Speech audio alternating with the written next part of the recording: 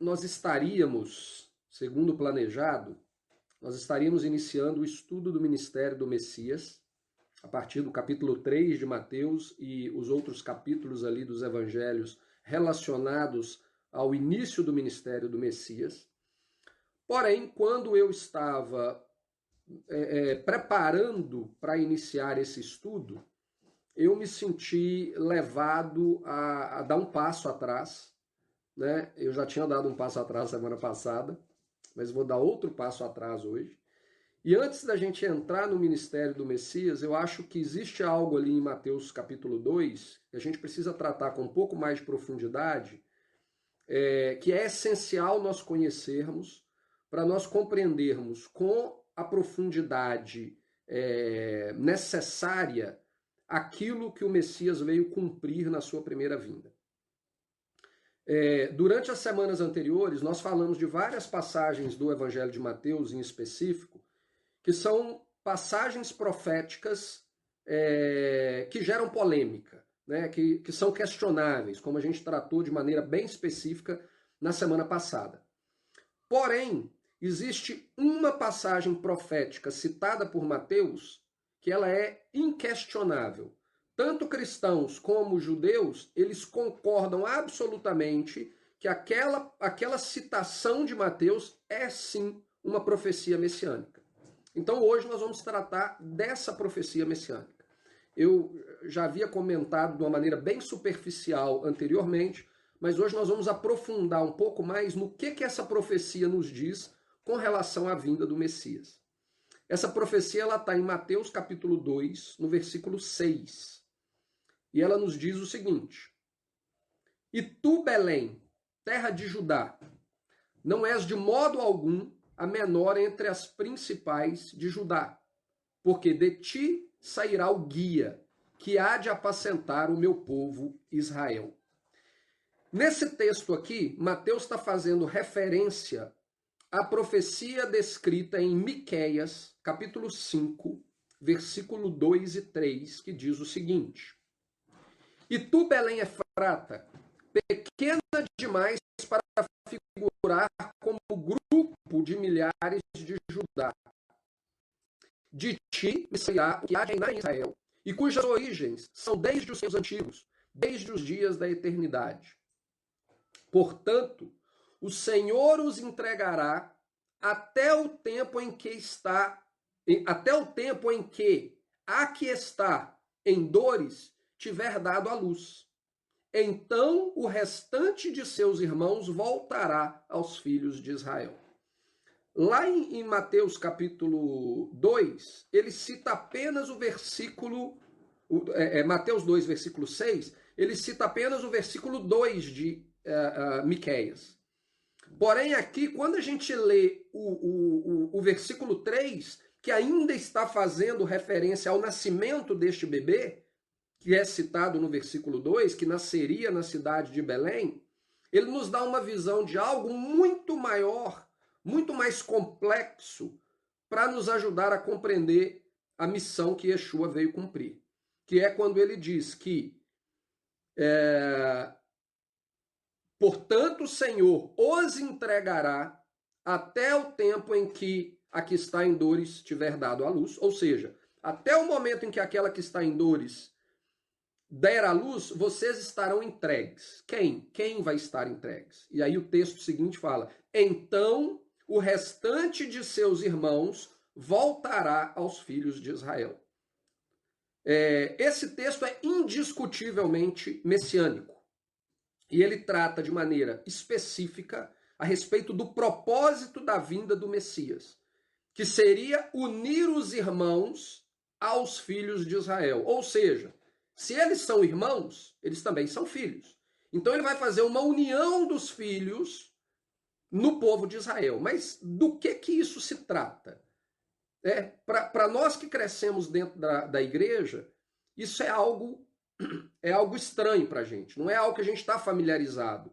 Muitas vezes a gente se concentra apenas no que está escrito no Novo Testamento e a gente ignora o contexto do Velho Testamento, que é o que nos dá uma visão mais plena, mais completa do que a profecia está tratando. Então, quando a gente vem aqui ver, a gente percebe que esse retorno dos irmãos para se unir aos filhos, ele é parte importante, central da missão que este bebê veio cumprir. Portanto, a missão do Messias, segundo profetizado aqui em Ezequiel, parte da missão do Messias é fazer o resgate desses irmãos que estão longe e que precisam retornar para perto dos filhos. Yeshua, ao contrário de que muitas pessoas creem, mesmo que não seja de maneira declarada, mas de maneira individual, aquilo que elas professam acabam revelando isso. Yeshua ele não veio para criar uma nova religião, nem muito menos ele veio para remover Israel da aliança de Deus com o povo, o substituindo por um outro povo, por um novo Israel, a fim de estabelecer uma nova aliança com Deus. Ele não veio fazer isso. Segundo aquilo que está profetizado aqui em Miqueias de maneira muito clara, ele veio para trazer os irmãos para próximo dos filhos e reunificar a nação. Através do momento em que isso se cumprir no povo de Israel, a consequência é que todas as nações da terra serão abençoadas como resultado deste processo. Então a missão do Messias é a reunificação de Israel como nação. E não o estabelecimento de um novo povo que substitua Israel. A gente vai ver isso durante todo o estudo. Se nós não conseguirmos compreender com precisão a respeito do que Miqueias está tratando aqui, nós não vamos conseguir compreender na sua plenitude o que o Novo Testamento nos revela. Porque o Novo Testamento nada mais é do que a narrativa dessa profecia de Miqueias se tornando uma realidade. A partir do momento em que aquele bebê nasce, ele cresce e ele inicia o seu ministério, estabelecendo os propósitos da sua primeira vinda, essa profecia de Malaquias, ou de Miqueias, ela iniciou o seu processo de cumprimento. E nós ainda estamos vivendo dentro deste processo de cumprimento. Essa profecia ela não se cumpriu completamente. Ela iniciou o cumprimento dela 2000 anos atrás e ela continua nos dias de hoje. E ela só vai chegar à sua plenitude quando Yeshua retornar para estabelecer o seu reino eterno sobre a terra. Mas nós estamos vivendo isso. Portanto, se nós não compreendermos do que Miqueias estava falando lá quando ele recebeu essa profecia por parte de Deus, nós vamos ler as páginas do Novo Testamento e não vamos compreender na sua plenitude aquilo que o Novo Testamento está nos contando, porque ele está tratando exatamente disso aqui. Mas o que isso quer dizer de maneira prática, de maneira exata? O que Miqueias está tratando aqui é a união dos dois reinos de Israel. O título, inclusive, desse estudo, que eu não comentei no início, esqueci de comentar no início, é justamente as duas casas. O que quer dizer essas duas casas? Nós vamos tratar isso de uma maneira muito específica aqui para frente, para que a gente possa compreender esse conceito antes da gente começar a buscar entender o que Yeshua veio fazer, o que Jesus veio completar no seu ministério.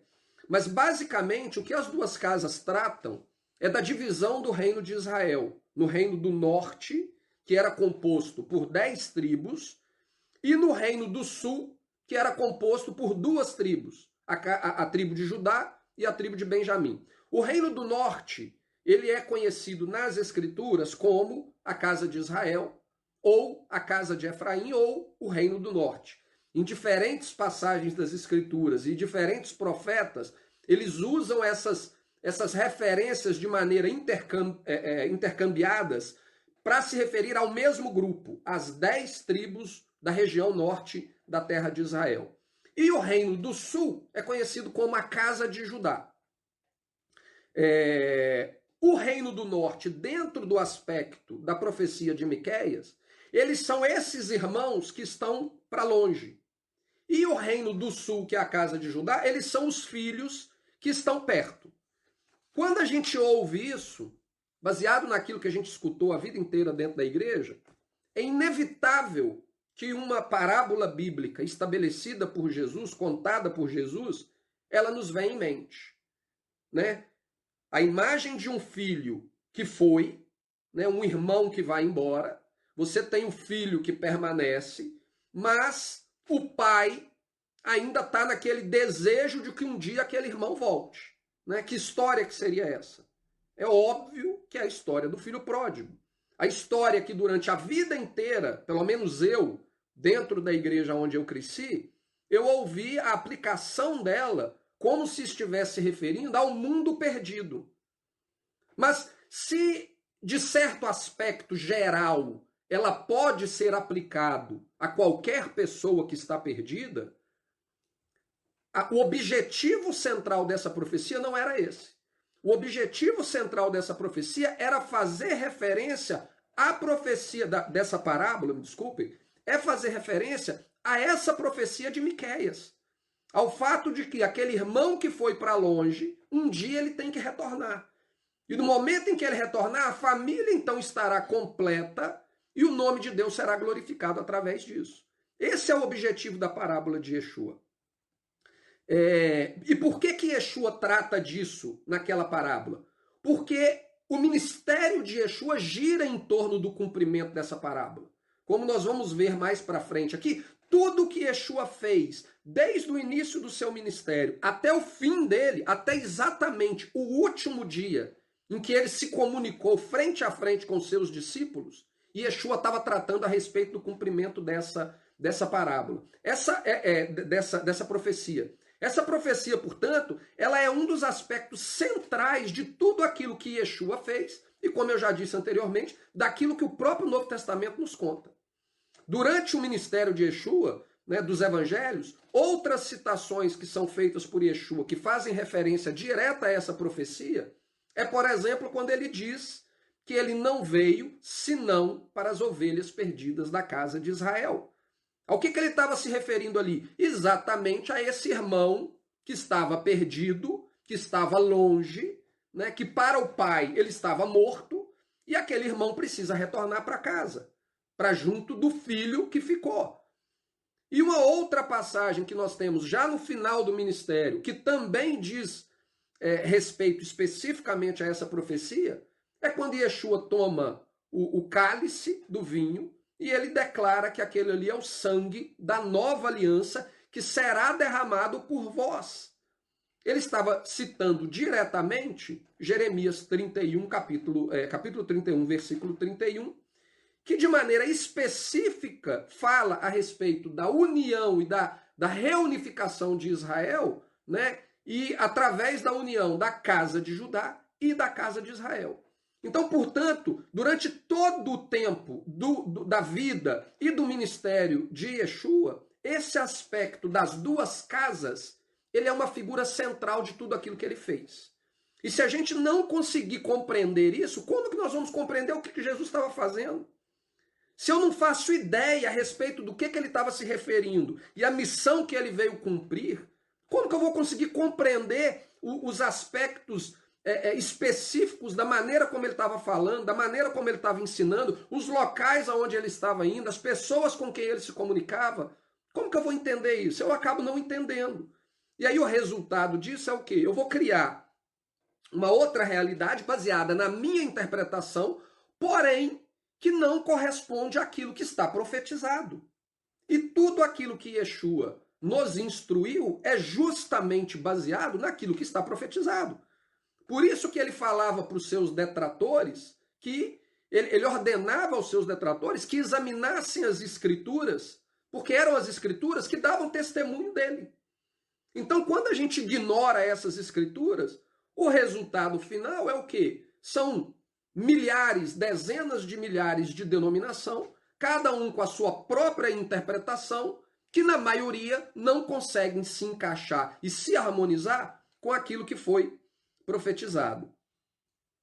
Eu, durante toda a minha vida dentro da igreja, Eu ouvi muitas vezes, e eu creio que vocês também ouviram muitas vezes, o termo casa de Judá, o termo casa de Israel, reino do norte, reino do sul, o rei de Judá, o rei de Israel.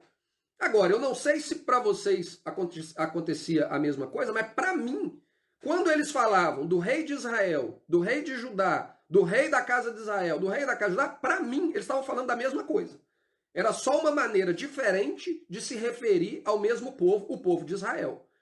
Eu vivi dentro da igreja cristã praticamente até 30 anos de idade, e para mim, o aspecto relacionado a essa divisão do reino e dessas duas casas nunca foi colocado para mim como algo essencial para que eu conseguisse compreender o Novo Testamento e principalmente o ministério de Yeshua. Nunca foi passado para mim dessa maneira. Foi passado apenas como um fato histórico relacionado a Israel, que é um fato não com pouca relevância ou praticamente nenhuma relevância. Você não precisa entender a diferença da casa de Judá e da casa de Israel. Você não precisa entender o que levou a essa divisão. Você não precisa entender o processo de restauração desse povo, porque isso não se aplica a nós. Isso não serve para nós. Então, era falado de uma maneira geral, dentro de centenas, milhares de mensagens que eu escutei, mas estava ali dentro apenas como um fato histórico. Então, eu, particularmente, nunca compreendi como que esse aspecto das duas casas estavam se referindo a praticamente povos diferentes, reinos diferentes, porque ele não era dado a importância devida para esse aspecto da história bíblica. Só que, ao contrário daquilo que nos foi dito, é essencial, é fundamental que a gente compreenda o significado dessas duas casas para que nós compreendamos aquilo que Yeshua veio fazer. O curioso é que a própria palavra Novo Testamento, que na visão cristã é a base da fé cristã, né? Muitas dos próprios teólogos, pastores e principalmente os membros da igreja, eles têm um conhecimento extremamente superficial do Antigo Testamento, enquanto eles sabem quase o Novo Testamento de cor, porque para eles o Novo Testamento é o livro da religião deles, da nova religião deles, né? Como se fossem duas coisas completamente distintas. O Velho Testamento é uma história antiga que não se aplica a nós, mas o Novo Testamento é para mim. Então o curioso é que o próprio termo Novo Testamento, ele faz referência a essa profecia e a essa realidade das duas casas. Quando a gente lê Jeremias 31, olha o que diz. Eis, aí vem dias, diz o Senhor, em que firmarei nova aliança com a casa de Israel e com a casa de Judá.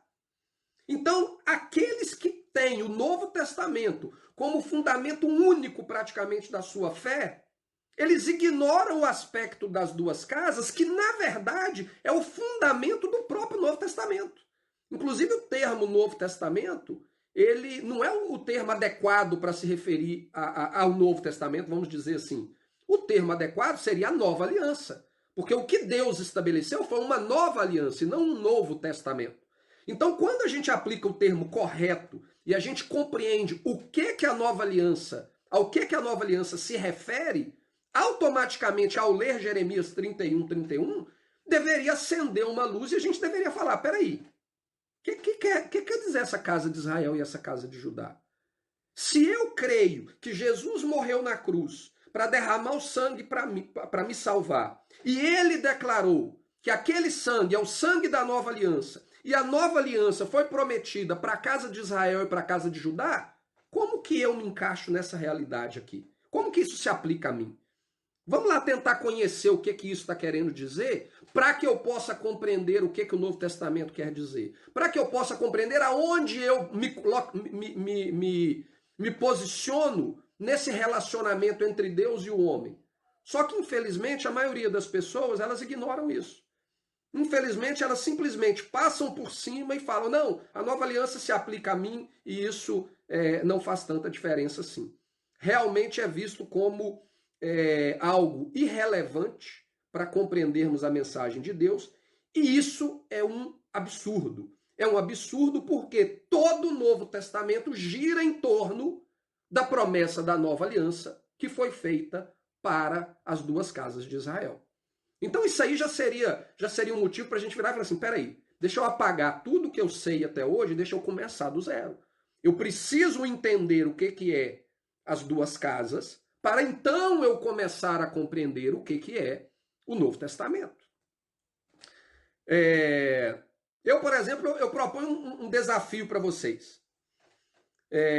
Pergunte a qualquer líder da sua igreja, seja católico, seja evangélico, qualquer líder da sua igreja, chega para ele e faça a seguinte pergunta.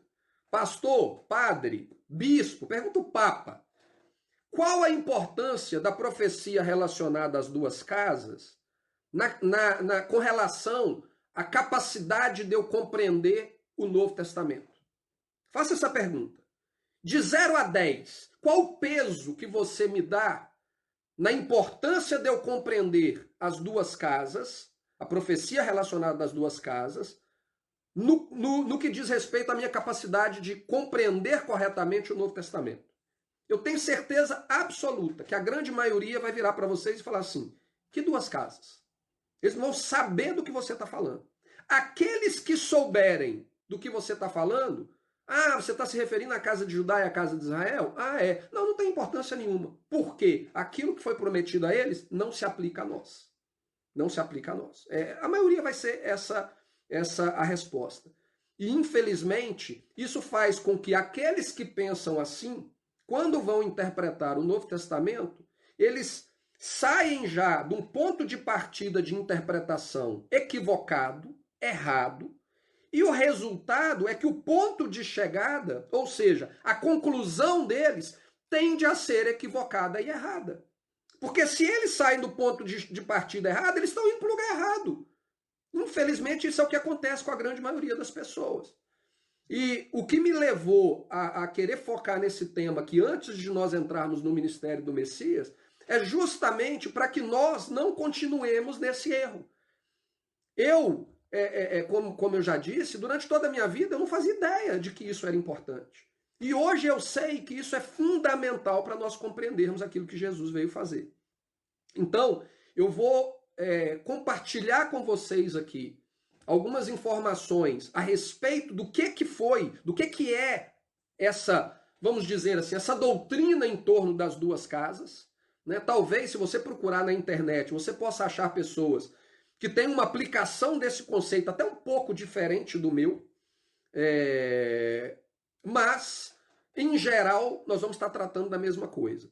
E eu não vou abordar todos os aspectos aqui relacionados a isso, porque, como eu disse, todo o ministério de Yeshua gira em torno disso. E mais para frente, nós vamos ter outras oportunidades para voltar nesse tema e tratar esse tema por outras perspectivas que eu não vou tratar dela hoje. Se eu fosse tratar só das duas casas, na sua plenitude, a gente tinha que começar lá em Gênesis, e a gente ia vir de Gênesis até Apocalipse falando disso. Então, durante os estudos que virão, né, nós vamos nos deparar com outras passagens que tratam deste mesmo tema, e aí nós vamos abordar outros aspectos desse tema das duas casas. Hoje, o que eu quero estabelecer com vocês é um fundamento, é a base sólida no qual nós vamos compreender o que é as duas casas, para que a partir daí a gente compreenda o que o profeta Miqueias estava se referindo ao falar que aquele que nascia da mulher em Belém, ele viria para restaurar Israel. Ele viria para trazer os irmãos para se ajuntar aos filhos. Então eu espero passar para vocês a informação que consiga construir esse fundamento, e a partir da semana que vem, aí sim nós vamos entrar no ministério do Messias, mas nós vamos saber o que ele veio fazer. Por que ele está dizendo aquelas coisas, por que ele está ensinando o que ele está ensinando.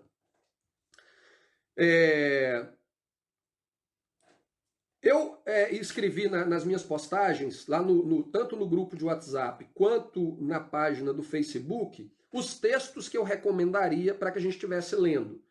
São muitos textos, eu não vou lê-los aqui, senão a gente vai ficar aqui o resto do dia. Né? Eu falei ali do capítulo 11 ao capítulo 14 de 1 Reis, o capítulo 17 de 2 Reis e o capítulo 37 de Ezequiel são alguns dos que eu vou estar tratando aqui com vocês.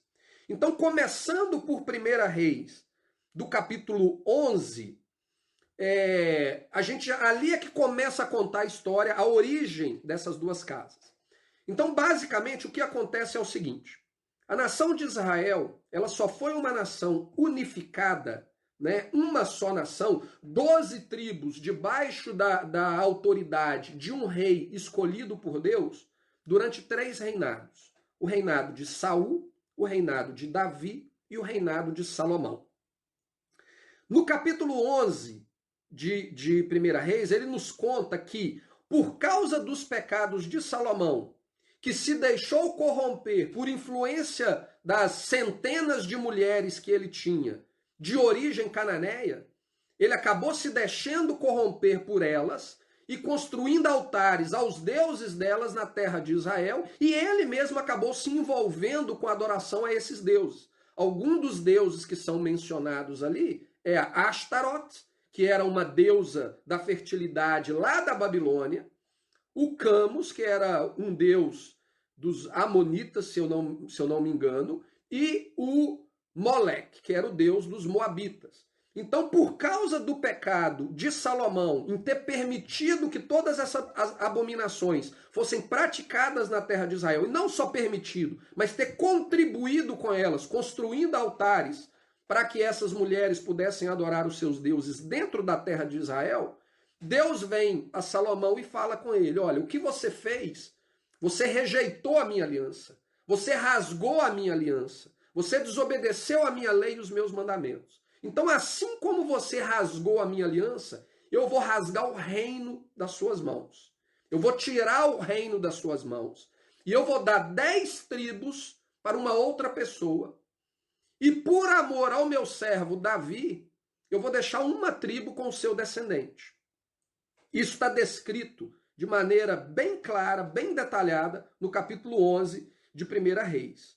Então, e ele ainda vira para Salomão e fala o seguinte: eu não vou fazer isso durante o seu reinado por amor ao meu servo Davi, mas no reinado do seu filho eu vou cumprir aquilo que eu falei. No mesmo capítulo de 1 Reis, capítulo 11, o profeta Aia, ele se encontra com um israelita chamado Jeroboão, da tribo de Efraim, e tudo aqui, todos os detalhes contidos ali, eles são importantes. Ele se encontra com esse efraimita, alguém da tribo de Efraim, e esse profeta pega a roupa deste efraimita e rasga ela em 12 pedaços. E ele vira para ele e fala com ele: toma 10 pedaços dessa roupa, porque o Senhor está entregando nas suas mãos 10 das tribos de Israel. E ele dará ao descendente de Salomão 2 tribos. Na verdade, o texto fala uma tribo, porque é a tribo de Benjamim.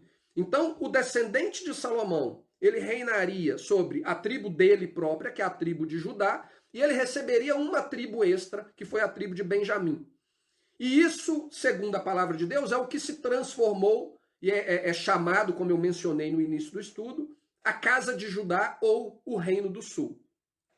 E Jeroboão, ele receberia as 10 tribos do norte, que, como eu já citei também anteriormente, é o reino do norte, a casa de Israel ou a casa de Efraim. Por que a casa de Efraim? Porque Jeroboão era um efraimita.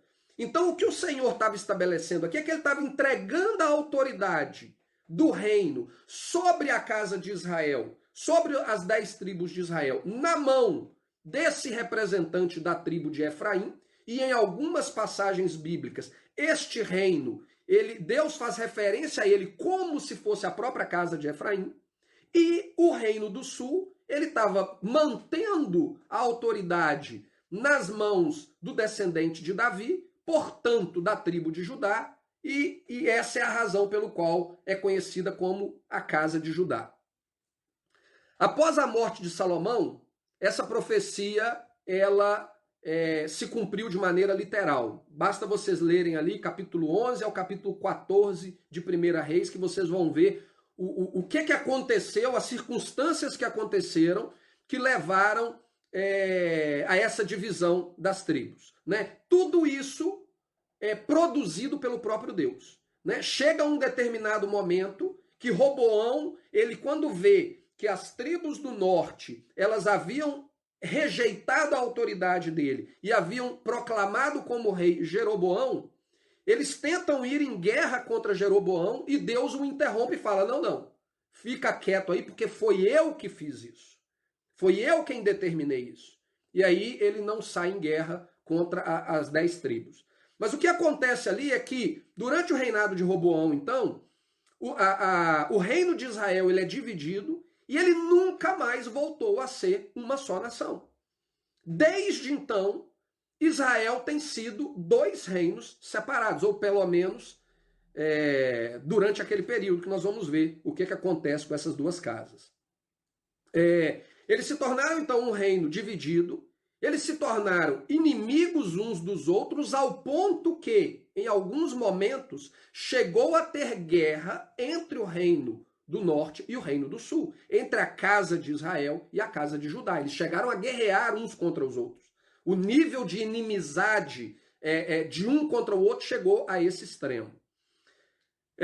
Logo após a divisão do reino, Jeroboão ele teve uma ideia terrível. Uma ideia terrível e que é algo que a gente precisa prestar atenção nisso, porque tudo que vai ser falado daqui para frente é consequência do que Jeroboão pensou. Quando Deus declarou para Jeroboão que ele entregaria 10 tribos na mão de Jeroboão, o próprio profeta ele fez um alerta. Ele falou o seguinte, o Senhor ele está fazendo isso, mas isso não será para sempre. Ou seja, vai chegar o dia em que o Senhor vai trazer de volta as 10 tribos e vai ter uma só nação. Então ele está fazendo isso por causa do pecado de Salomão, ele está castigando Judá por causa do pecado de Salomão, mas isso não será para sempre. O profeta não falou quanto tempo isso duraria, mas ele deixou isso muito claro, que não seria algo permanente para todo o resto da história de Israel. Um dia ele traria esse povo de volta. Quando houve então a divisão e Jeroboão foi declarado rei, veio na cabeça dele essa profecia. Um dia eles vão retornar. E aí ele pensou o seguinte, quando chegar o tempo das festas bíblicas, o povo vai ter que descer do norte e ir para Jerusalém para adorar a Deus. E quando eles forem adorar a Deus, vai acontecer que o coração deles pode acabar se voltando para o rei de Judá, e eles vão acabar servindo ao rei de Judá e vão me abandonar. O profeta falou que não vai durar muito tempo. Quer dizer, não falou que não vai durar muito tempo. Ele falou que não seria para sempre. Mas, de repente, vai ser no meu próprio reinado, eu vou perder a autoridade que Deus me deu, e isso é inaceitável. Eu não posso permitir que isso aconteça de maneira nenhuma. E aí ele teve a ideia mais estúpida da vida dele, que ele pagou muito caro por ela. Leiam lá os textos e vocês vão ver o que aconteceu com Jeroboão. Pagou um preço muito alto por ela. Mas a ideia dele foi o seguinte, eu tenho que criar o meu próprio sistema de adoração a Deus para que o povo não desça para Jerusalém.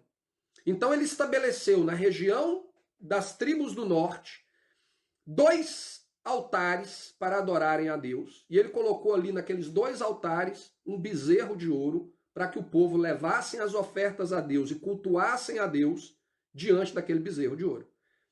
A gente até quando lê isso, a gente fala assim, gente, não tem lógica. O cara sabe o que aconteceu lá no pé do Monte Sinai e ele vem e faz a mesma coisa? Exatamente, ele veio e fez a mesma coisa. Ele construiu um altar em Betel e um altar na região da tribo de Dan. E ele colocou ali esse bezerro de ouro para ser adorado. Se não bastasse essa abominação, quer dizer, vamos voltar um pouquinho aqui. Quando a gente volta lá na história do Êxodo, no pé do Monte Sinai, aquele bezerro de ouro, ele não foi feito como uma imagem de escultura para adorar a um falso Deus. Quando a gente lê ali e Arão constrói o bezerro de ouro, Arão ele deixa muito claro, ele fala, olha, aqui está o Deus que vos tirou do Egito. Portanto, façamos festa a Jeová. Então, Arão, lá no Êxodo, ele não estava falando, vamos fazer uma festa a Moloque, vamos fazer uma festa a Tamus, vamos fazer uma festa a qualquer outra coisa. Não. Eles simplesmente utilizaram o símbolo do bezerro para representar o Deus verdadeiro. Só que isso é algo que Deus já havia falado, não farás imagens de escultura para se curvar diante dela. Mas o objetivo não era adorar um falso Deus, era adorar o Deus verdadeiro da maneira que o Deus verdadeiro falou que ele não deveria ser adorado. Então, apesar da intenção, a gente pode até virar e falar assim, não, a intenção era adorar a Deus. Era, mas de uma maneira que Deus falou que era abominável e que ele não perdoaria aqueles que fizessem tais coisas. E o que Jeroboão fez aqui foi exatamente a mesma coisa. Ele não estava tentando adorar um outro Deus. Ele estava tentando adorar o Deus dele, porém da maneira que o Deus dele falou, não quero ser adorado assim.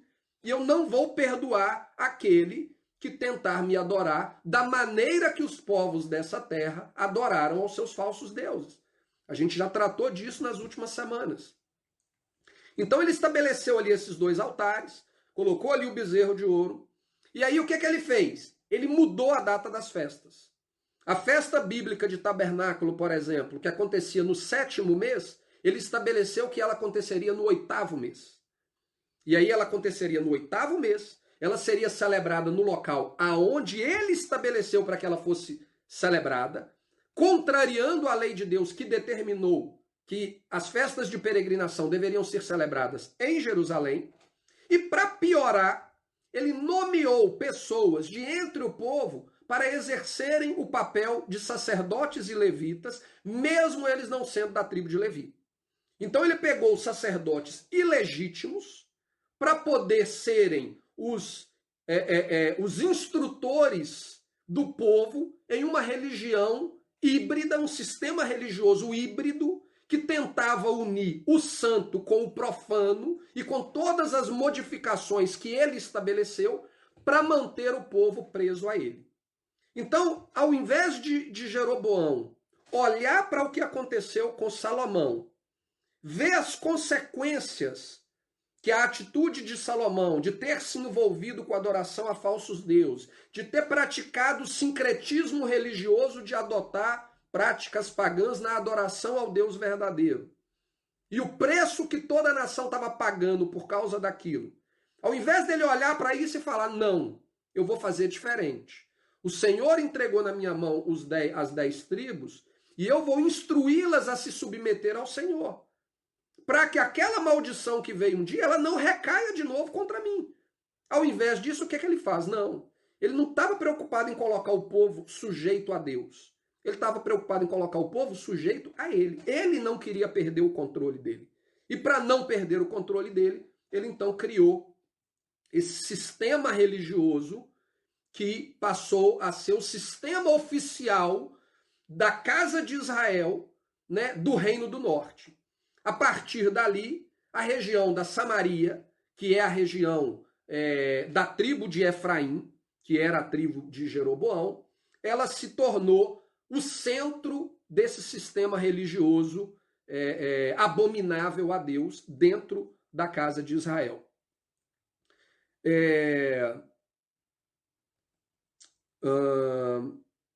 Daí para frente, a história conta que a casa de Israel ela se aprofundou cada vez mais em todo o seu paganismo e o juízo de Deus veio sobre eles. Eu quero ler com vocês aqui agora justamente a respeito disso. 2 Reis, capítulo 17, do versículo 7 ao versículo 20, nos conta a consequência das atitudes de Jeroboão, né, e desse caminho que a casa de Israel escolheu seguir por ele. E o texto nos diz o seguinte: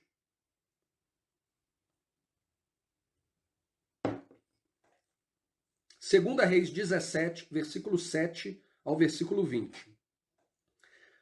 Tal sucedeu porque os filhos de Israel pecaram contra o Senhor seu Deus, que os fizera subir da terra do Egito, de debaixo da mão de Faraó, rei do Egito, e temeram a outros deuses. andaram nos estatutos das nações que o Senhor lançara de diante dos filhos de Israel e nos costumes estabelecidos pelos reis de Israel. Os filhos de Israel fizeram contra o Senhor, seu Deus, o que não era reto. Edificaram para si altos em todas as suas cidades, desde as atalaias dos vigias até a cidade fortificada. Levantaram para si colunas e poste-ídolos. As colunas aqui são os famosos obeliscos, que hoje, na verdade, estão presentes aí no sistema cristão de uma maneira muito óbvia. Levantaram para si colunas e poste-ídolos em todos os altos outeiros e debaixo de todas as árvores frondosas, as árvores sempre verdes, os pinheiros, que é um exemplo dessas árvores sempre verdes. Queimaram ali incenso em todos os altos, como as nações que o Senhor expulsara de diante deles. Cometeram ações perversas para provocar o Senhor a ira, e serviram os ídolos dos quais o Senhor lhes tinha dito, não fareis estas coisas.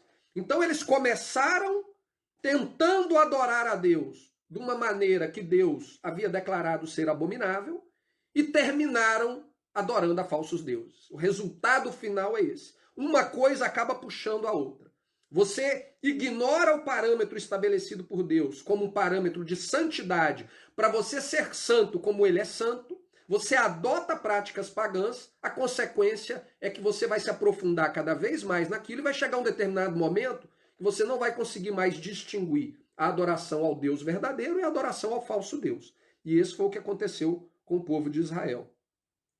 O Senhor advertiu a Israel e a Judá. Então aqui nós estamos vendo as duas casas. O texto antes estava falando de Israel, e se a gente não tiver uma compreensão da questão das duas casas, a gente pensaria que estava falando da nação de Israel como um todo, mas não estava. Estava falando das duas casas.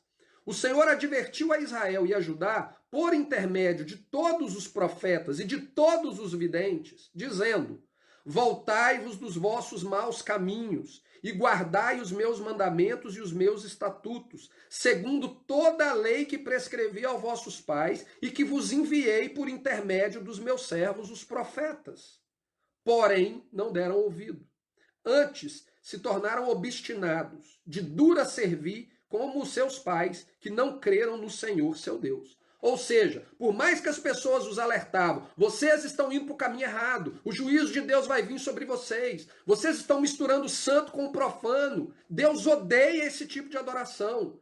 Eles continuaram, não, nós vamos continuar adorando debaixo das nossas árvores, nós vamos continuar estabelecendo os nossos obeliscos, nós vamos continuar adorando a Deus da maneira que Deus falou que odeia, não interessa.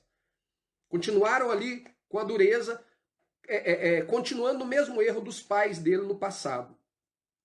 Rejeitaram os estatutos e a aliança que fizeram com seus pais, como também as suas advertências com que protestaram contra eles. Seguiram os ídolos e se tornaram vãos, e seguiram as nações que estavam em derredor deles, das quais o Senhor lhes havia ordenado que não as imitassem. Vocês lembram que a gente tratou disso? Se não foi no episódio passado, foi no anterior. Deus deixa isso muito claro. Não façam, não tentem me adorar usando o modelo de adoração dos falsos deuses. Isso é abominável. Eu não vou aceitar isso. A gente tratou disso no episódio que a gente falou do nascimento de Jesus, nascimento de Yeshua, e a gente tratou ali da questão da celebração do Natal. Então aqui, o que está sendo denunciado aqui em 2 Reis é justamente o sincretismo religioso. Ele está falando, olha, tudo que Deus falou que não era para fazer, eles fizeram. Eles fizeram. E aí qual foi o resultado? Desprezaram todos os mandamentos do Senhor, seu Deus, e fizeram para si imagens de fundição. 2 bezerros fizeram, um poste ídolo, e adoraram todo o exército do céu e serviram a Baal. Também queimaram a seus filhos e suas filhas como sacrifícios. Deram-se à prática de adivinhações e criam em agouros e venderam-se para fazer o que era mal perante o Senhor, para os provocarem a ira. Pelo que o Senhor muito se indignou contra Israel. Olha a consequência. O Senhor muito se indignou contra Israel e o afastou da sua presença. E nada mais ficou senão a tribo de Judá.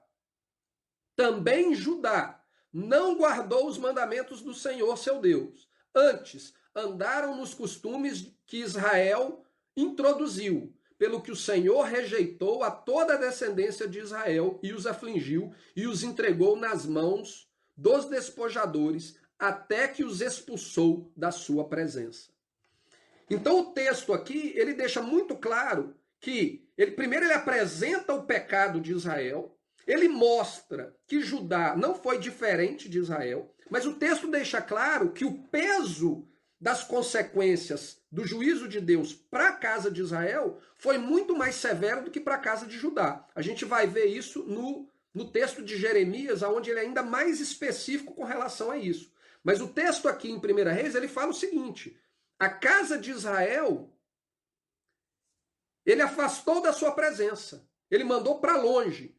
E aí ele fala, ele rejeitou a toda a descendência da casa de Israel. Ou seja, as 10 tribos de Israel, ela foi completamente banida como povo de Deus. Ela deixou de existir como povo de Deus. Deus a rejeitou de tal maneira que ele nem se lembrava delas mais. Vai embora. Aqui não é o seu lugar. Exatamente aquilo que representa a parábola do filho pródigo, né? O pai, o que o pai fala quando ele vê aquele filho de volta? Esse filho era um filho que estava morto. Ou seja, aquele filho, para mim, ele não existia mais. Ele tinha ido embora, ele virou as costas para o pai. Ele pegou toda a herança, ele se tornou um dentre os gentios. E para o pai, aquele filho não existia mais. É exatamente isso que está sendo dito aqui com relação à casa de Israel. Então, quando o filho retorna, era alguém morto que estava voltando à vida, porque ele estava morto. Profeticamente falando, espiritualmente falando, ele deixou de existir. Assim como a casa de Israel deixou de ser um filho para Deus por causa dos pecados dele. Jeremias fala o seguinte, Jeremias 3, do versículo 6 ao versículo 10. Disse mais o Senhor nos dias do rei Josias: viste o que fez a pérvida Israel? Aqui se referindo à casa de Israel. Foi a todo o monte alto e debaixo de toda árvore frondosa, e se deu ali a toda prostituição. E depois de ela ter feito tudo isso, eu pensei que ela voltaria para mim, mas não voltou. A sua pérvida irmã Judá viu isto. Quando, por causa de tudo isso, por ter cometido adultério, eu despedi a pérvida Israel e lhe dei carta de divórcio. Ou seja, dentro do aspecto que lá na lei de Deus, lá no Monte Sinai, a palavra nos diz que houve um casamento entre Deus e Israel, como um todo, a nação como um todo, aqui o Senhor fala que por causa do pecado da casa de Israel, ou seja, as 10 tribos do norte, ele deu carta de divórcio para ela. É aquilo que está dito lá em 2 Reis. Ele mandou ela embora. Você não tem mais lugar aqui dentro dessa casa. Vai embora. Vi que a falsa Judá, sua irmã, não temeu, mas ela mesmo se foi e se deu à prostituição. Sucedeu que, pelo ruidoso da sua prostituição, poluiu ela a terra, porque adulterou adorando pedras e árvores. Apesar de tudo isso, não voltou de todo o coração para mim a sua falsa irmã Judá, mas fingidamente diz o Senhor. Nós temos então a figura do filho que é mandado embora, né, que vai embora, no caso, e que perde a identidade com o pai, é um filho morto. E nós temos aqui a identidade do filho fingido. O filho que finge ser fiel ao pai, mas o coração dele está longe do pai. Ao ponto de quando o filho morto retorna, o filho que está em casa reclama porque eu nunca recebi uma festa desse tamanho. E o pai vira e fala assim, tudo que é meu é seu. E você tem coragem de reclamar isso de mim? E por quê? Porque ele não tinha compreensão do que o pai representava para ele. Então Jeremias aqui ele está descrevendo exatamente as duas casas. A referência que Jesus fez lá na parábola do filho pródigo é o que Jeremias está descrevendo aqui e é o que está descrito também em 2 Reis. Portanto, a gente conseguir compreender essa realidade, ela é essencial para que a gente consiga compreender o ministério do Messias. Fica claro aqui que tudo que o Messias falou e ensinou durante o ministério dele era nos revelando aquilo que está descrito aqui com relação às duas casas e a obra dele de vir restaurar essas duas casas. Que é o quê? Segundo está escrito lá em Miqueias, trazer de volta o irmão, trazer de volta aquela que recebeu a carta de divórcio para junto dos filhos. A casa de Israel ela recebeu carta de divórcio e foi mandada embora em definitivo. Nós temos então a imagem do filho que morreu para o pai e nós temos a imagem da casa de Judá, que é o filho que permaneceu, mas o coração dele estava distante do pai. Por volta do ano 720 a.C., o juízo de Deus veio sobre a casa de Israel e essa palavra de Jeremias se tornou uma realidade. A casa de Israel ela foi levada para o cativeiro da Assíria, de onde ela jamais retornou. Ela foi levada para a Síria e da Assíria ela se misturou entre as nações da terra, ela foi espalhada entre os quatro cantos da terra e ela perdeu a sua identidade como povo de Deus. Por quê? Porque Deus se divorciou deles. Então a casa de Israel ela vai para o cativeiro e ela jamais retorna como povo, como reino, ou até mesmo como tribo. Ela simplesmente desapareceu entre os quatro cantos da terra. Durante esse período, em 2 Reis, no capítulo 17, ele nos diz que o rei da Assíria, ele mandou gentios para habitarem as casas do reino do norte, né, em Israel. Então, as cidades haviam ficado sem população. Ele então manda gentios virem habitar estas casas, né, que agora fazia parte do domínio do reino da Assíria. Só que aí o que acontece? Está descrito lá no capítulo 17 de 2 Reis. O povo começou a ser atacado por leões. E os ataques eles eram em número tão grande que eles pensaram o seguinte: isso deve ser uma maldição que está caindo sobre nós, porque nós não sabemos como adorar o Deus dessa terra, ou seja, o Deus de Israel. E aí eles entram em contato com o rei e o rei decide fazer o seguinte: vou resolver o problema de vocês. Ele então pega sacerdotes da casa de Israel e envia de volta para a terra para que ele instruísse o povo da terra a como adorar o Deus da terra a fim de cessar os ataques dos leões. Só que, como a gente já falou anteriormente, esses sacerdotes, eles não eram legítimos. Eles foram sacerdotes estabelecidos por Jeroboão para propagar um sistema religioso que era uma abominação a Deus. Era um sistema híbrido que tentava juntar o santo com o profano.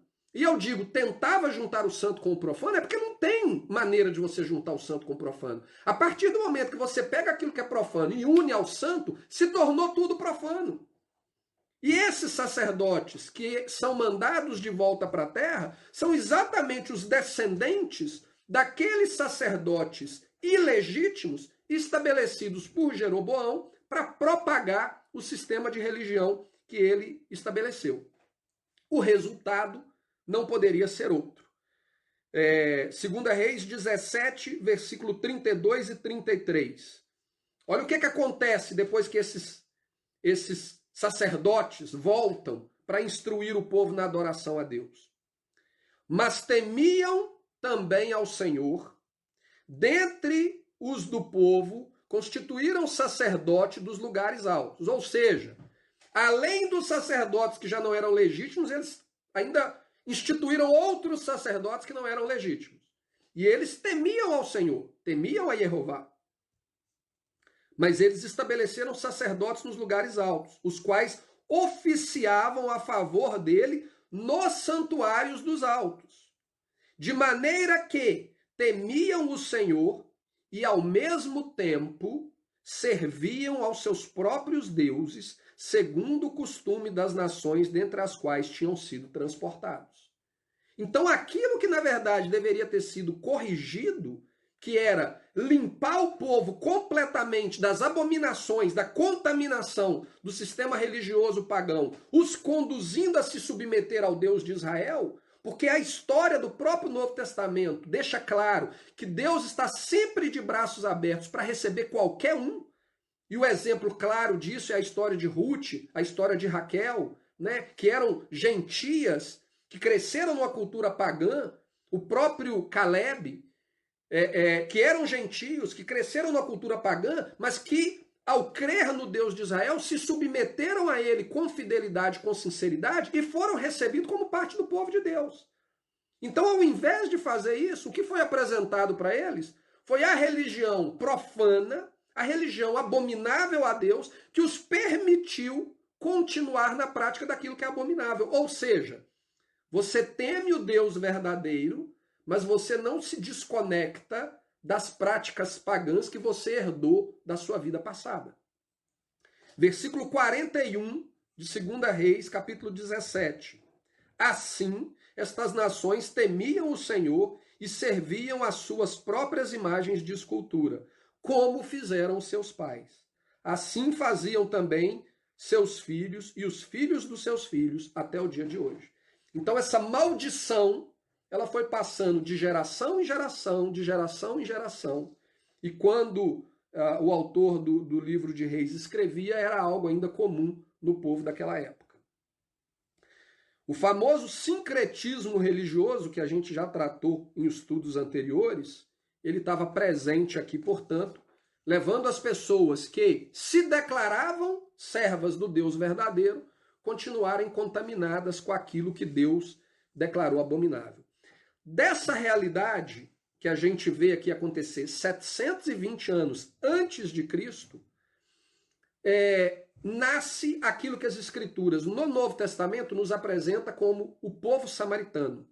Então, o povo samaritano nada mais é do que uma mistura de uma maioria de gentios que foram introduzidos na terra, misturado com uma minoria de descendentes das 10 tribos que haviam sido levadas cativas e que voltaram para poder instruir o povo no sistema religioso, mas que os instruíram em um sistema religioso abominável a Deus. A mistura desse povo criou, então, aquilo que a palavra de Deus nos ensina como samaritanos.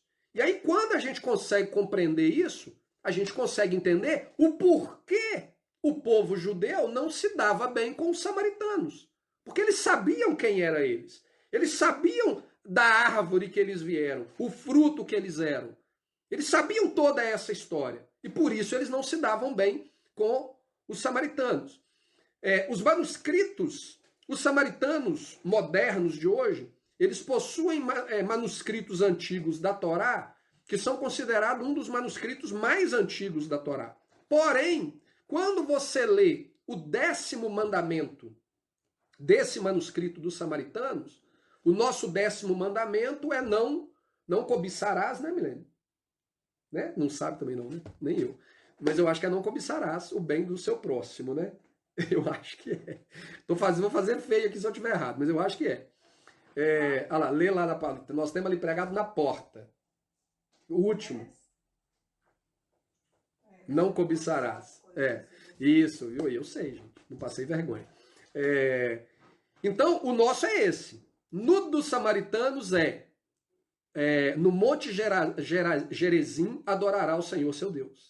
Então, eles existem adulterações, eles não reconhecem os profetas, eles não aceitam os profetas. Por quê? Porque os profetas se referem à casa de Israel e à casa de Judá. Os profetas denunciam o pecado de quem vivia na região da Samaria, na região de Efraim, nas tribos do norte. Então, eles rejeitam os profetas, eles aceitam apenas a Torá, mas eles têm a versão da Torá deles. E nessa versão da Torá, o que é propagado ali no 10º mandamento é exatamente a abominação estabelecida por Jeroboão, que mudou o local de culto a Deus de Jerusalém para a região da Samaria e estabeleceu esse sistema de culto dele, que é uma mistura entre o santo e o profano. E 1000 anos depois de Jeroboão ter cometido aquela prática abominável a Deus, a gente vê a história da mulher samaritana, que quando chega para Yeshua, ela ainda estava vivendo o conflito gerado por Jeroboão 1000 anos antes. Que era o quê? Aonde eu tenho que adorar? Vocês judeus falam que tem que adorar em Jerusalém, mas os nossos pais nos ensinaram que é no Monte Gerizim que se adora a Deus. Olha como que é importante a gente ter esse conhecimento histórico para a gente compreender o que está escrito no Novo Testamento. Quantas vezes a gente leu isso e talvez a gente nunca compreendeu esses aspectos, esses detalhes que nos ajudam a ter uma profundidade ainda maior daquilo que estava acontecendo naquele encontro entre Jesus e essa mulher samaritana. Ou por que os próprios judeus não se davam bem com os samaritanos. Então esse conflito durou 1000 anos, esse sistema religioso criado por Jeroboão durou 1000 anos, ao ponto de que, no tempo de Yeshua, as pessoas ainda estavam vivendo esse conflito e estão vivendo até hoje, porque em Jerusalém ainda existe uma pequena comunidade de samaritanos que ainda seguem o princípio de que é no Monte Gerizim que se adora a Deus, e, portanto, eles mudam os tempos e a lei de Deus, eles mudam a data das festas, o local da celebração das festas, para poder viverem o sistema religioso que eles herdaram de Jeroboão. Então é importante a gente ter esse tipo de conhecimento, é importante a gente ter isso em mente quando a gente lê as Escrituras. Nesse ponto aqui a gente volta então para a profecia de Miqueias. No tempo que Yeshua vem ao mundo... antes disso, pulei uma parte aqui que é importante.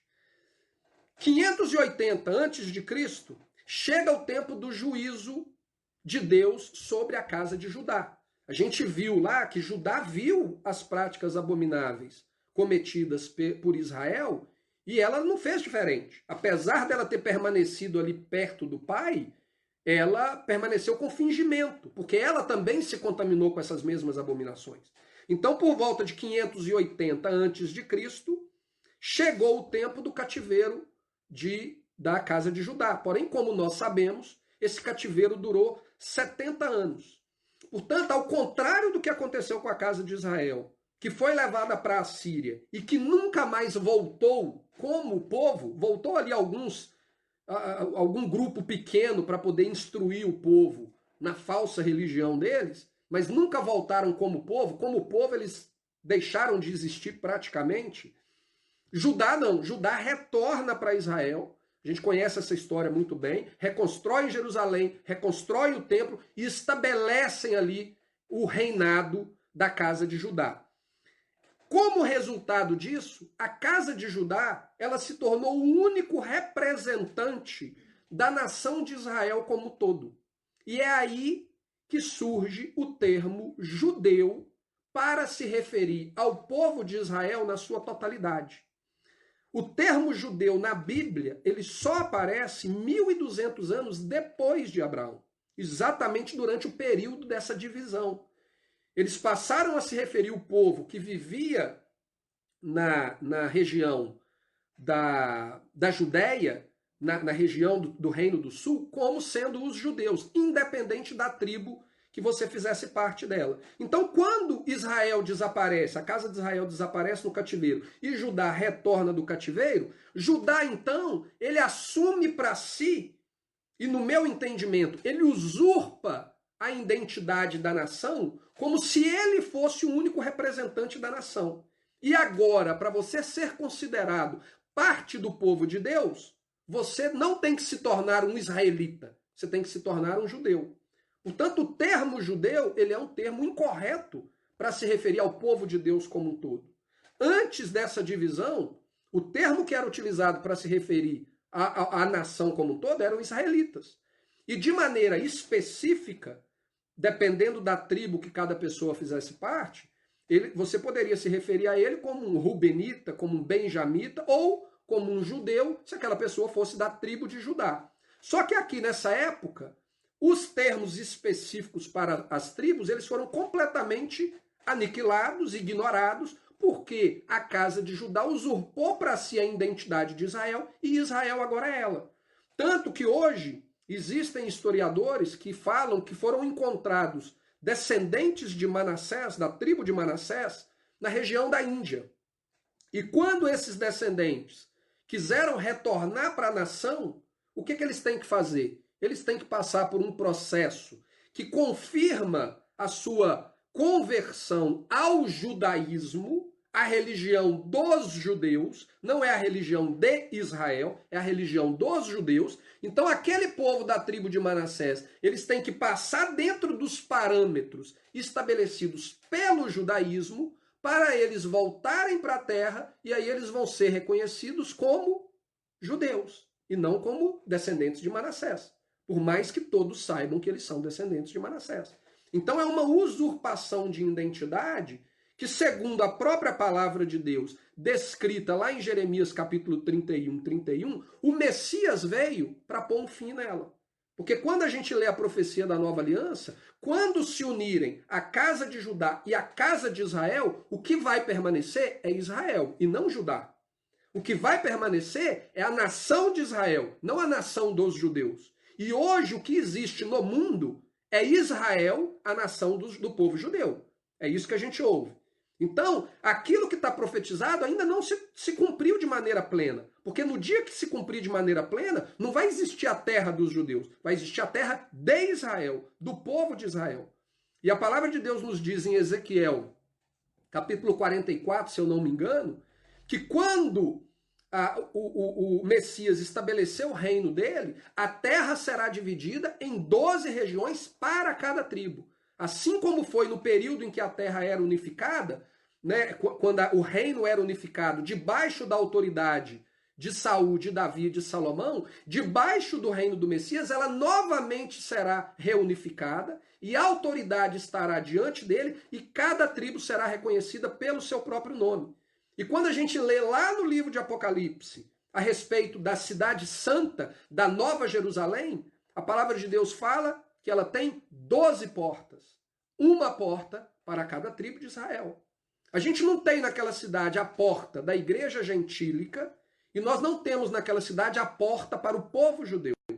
Nós temos a porta para as 12 tribos de Israel. Por quê? Porque o propósito do ministério e da missão do Messias é vir restaurar Israel como 12 tribos unificadas debaixo da autoridade daquele que Deus escolheu para reinar sobre o seu povo. Esse é o objetivo da vinda dele. Então agora sim, nesse ponto, a gente compreendendo esses aspectos, a gente vai lá para a profecia de Miqueias. Então no tempo de Yeshua, quando Yeshua vem ao mundo, existia apenas a casa de Judá, a casa de Israel havia desaparecido. Segundo Miqueias e tantos outros profetas, praticamente todos os profetas do Antigo Testamento, Yeshua então ele nasceria com a missão de reverter a situação que levou à divisão do reino, que foi a desobediência à lei de Deus e os mandamentos dele, promovendo então a reunificação dos irmãos, aquele que estava longe e aquele que estava perto, para que eles estejam em submissão ao Pai, os conduzindo a viver de maneira unificada para cumprir o propósito que Israel foi estabelecido desde o início. Um propósito glorioso que era ser porta-voz do Deus verdadeiro para as demais nações da terra. E isso pode ser entendido de uma maneira muito clara quando a gente lê o profeta Ezequiel. Eu vou ler alguns trechos aqui do profeta Ezequiel para que a gente possa compreender isso e a gente vai estar chegando no final do nosso estudo. Mas para vocês que quiserem ler, para poder contextualizar tudo, eu recomendo que vocês leiam do capítulo 34 de Ezequiel ao capítulo 37 de Ezequiel. Eu vou ler com vocês alguns trechos, porque são passagens que nós vamos voltar nelas. Porque todo o evangelho está relacionado a isso aqui. Então a gente vai estar sempre voltando nesses textos. A primeira passagem que eu quero ler com vocês é Ezequiel 34, versículo 6. Nos diz assim: As minhas ovelhas andaram desgarradas por todos os montes e por todo o alto outeiro. Sim, as minhas ovelhas andaram espalhadas por toda a face da terra, sem haver quem perguntasse por elas, nem quem as buscasse. Versículo 15 a 16, Ezequiel 34, 15 a 16. Eu mesmo apacentarei as minhas ovelhas, e eu as farei repousar, diz o Senhor Deus. A perdida buscarei, e a desgarrada tornarei a trazer, e a quebrada ligarei, e a enferma fortalecerei. Mas a gorda e a forte destruirei, apacentá-la-eis com juízo. E suscitarei sobre elas um só pastor, e ele as apacentará. O meu servo Davi é quem as apacentará. Ele lhe servirá de pastor. e eu, o Senhor, lhe serei por Deus, e o meu servo Davi será príncipe no meio delas, e eu, o Senhor, o disse. Não, desculpa. Essa aqui já é Ezequiel 34, 23 e 24. Então, no 15 a 16, ele fala que ele vai resgatar aquelas que estão perdidas. Ele vai cuidar das enfermas e ele vai trazer de volta. Ezequiel 34, 23 e 24 é que diz que ele levantará um só pastor e eles a apacentará. Quantas vezes nós escutamos, né? Um só pastor e um só rebanho. A questão é, nós contextualizamos isso com aquilo que está profetizado ou nós aplicamos isso ao nosso bem-querer e criamos a nossa própria história, aplicando em algo que não diz respeito àquilo que a palavra de Deus está nos ensinando? Porque a palavra de Deus ela é muito clara. Esse um só rebanho e esse um só pastor, ele está sendo estabelecido para Israel. Para aquelas ovelhas que estão desgarradas e que estão perdidas. Continuando. Ezequiel 34, 30 e 31. Saberão, porém, que eu, Jeová, seu Deus, estou com elas, e que elas são o meu povo, a casa de Israel, diz o Senhor Deus.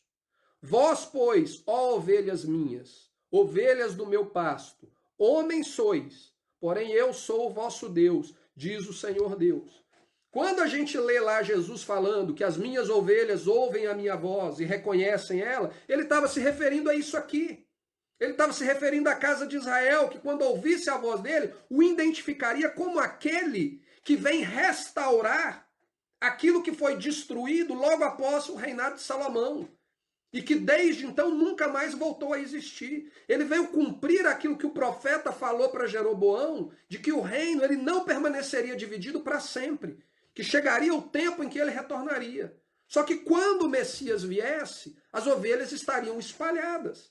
E a obra dele seria trazer essas ovelhas de volta, e essas ovelhas o reconheceriam como aquele que foi enviado por Deus para cumprir o propósito da reunificação da nação, os levando a submeter ao Deus verdadeiro, o adorando segundo o parâmetro que ele estabeleceu para ser adorado. Agora a gente vai dar um pulo para Ezequiel 36, versículo 16 a 32. Ezequiel 36, de 16 a 32. E veio a minha palavra do Senhor dizendo: Filho do homem, quando a casa de Israel habitava na sua terra... Então, gente, a gente tem que ser muito claro, muito específico com relação a isso. Ele não está falando do Japão, do Brasil, da China, da Índia. Ele está falando da casa de Israel. O propósito de salvação da humanidade, ele passa através de Israel. Paulo deixa isso muito claro. Eu já falei isso anteriormente, Efésios capítulo 2. Quando nós éramos gentios, sem Deus e sem salvação, separados da aliança de Deus com Israel, nós não tínhamos esperança alguma. Através do Messias, nós fomos colocados, nós nos tornamos parte dessa aliança aqui. Por quê? Porque nós estamos sendo enxertados. E quando a gente aprofundar um pouco mais nisso em outros episódios, nós vamos ver que, na verdade, muitos desses que estão sendo trazidos de volta são os descendentes daquele reino do norte que foi espalhado pela face da terra. E o Senhor está trazendo esse povo de volta. Então, olha, capítulo 36, versículo 16 a 32. E veio a minha palavra do Senhor dizendo: Filho do homem, quando a casa de Israel habitava na sua terra, então a contaminaram com seus caminhos e com as suas ações. Como a imundície de uma mulher em sua separação, tal era o seu caminho perante o meu rosto. Derramei, pois, o meu furor sobre eles, por causa do sangue que derramaram sobre a terra e dos seus ídolos com que a contaminaram. E espalhei-os entre os gentios, e foram dispersos pelas terras, conforme os seus caminhos e conforme os feitos eu os julguei. A gente já leu isso lá em 2 Reis. Foram espalhados na face da terra. E chegando aos gentios para onde foram, profanaram o meu santo nome, porquanto se dizia deles: estes são o povo do Senhor e saíram da sua terra. Mas eu os poupei por amor do meu santo nome, que a casa de Israel profanou entre os gentios para onde foi. Dize, portanto, à casa de Israel, assim diz o Senhor Deus, não é por respeito a vós que eu faço isto, ó casa de Israel, mas pelo meu santo nome, que profanaste entre as nações para onde fostes. E eu santificarei o meu grande nome, que foi profanado entre os gentios, o qual profanastes no meio deles. E os gentios saberão que eu sou Jeová, diz o Senhor Deus, quando eu for santificado aos olhos dele. Como que Deus será santificado aos olhos dele? Olha aqui como que ele vai ser santificado. Eu vos tomarei dentre os gentios e vos congregarei de todas as terras e vos trarei para a vossa terra. Então aspergirei água pura sobre vós e ficareis purificados de todas as vossas imundícies e de todos os ídolos vos purificarei. E dar-vos-ei um coração novo e porei dentro de vós um espírito novo. E tirarei da vossa carne o coração de pedra, e vos darei um coração de carne.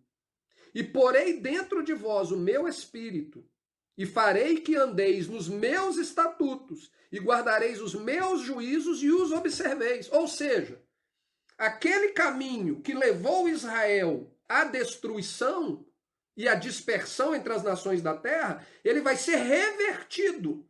O Senhor vai trazê-los, vai transformá-los através da presença do Espírito Deus que será colocado dentro deles. Eles serão lavados com a água para a purificação das suas imundícies e dos seus pecados. E eles serão conduzidos a andar em obediência aos estatutos e juízos de Deus. Essa é a maneira como o nome de Deus será glorificado entre os gentios.